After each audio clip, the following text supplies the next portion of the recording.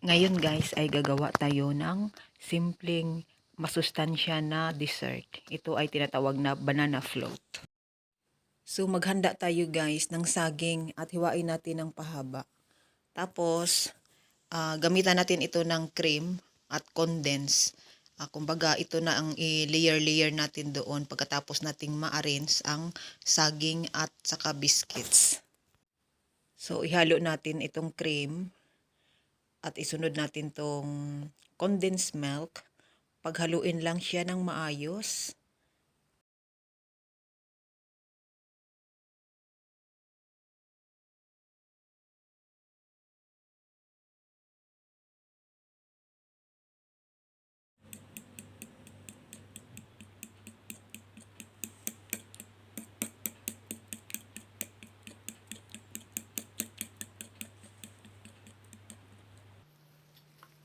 Ngayon sa lagayan natin na Tupperware guys, lagyan muna natin siya ng konting mixture ng condensed cream.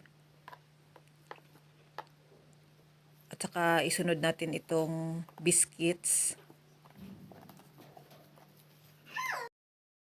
So ayan na guys, na maghilira na tayo ng biscuits at pagkatapos niyan, mag-scattered ulit tayo ng mixture ng gatas.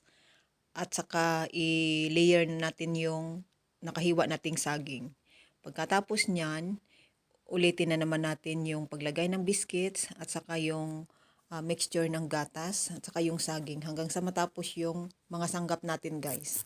At nang pagkatapos niyan, palamigin na natin sa ating refrigerator. So after 1 hour, pwede na rin natin kainin.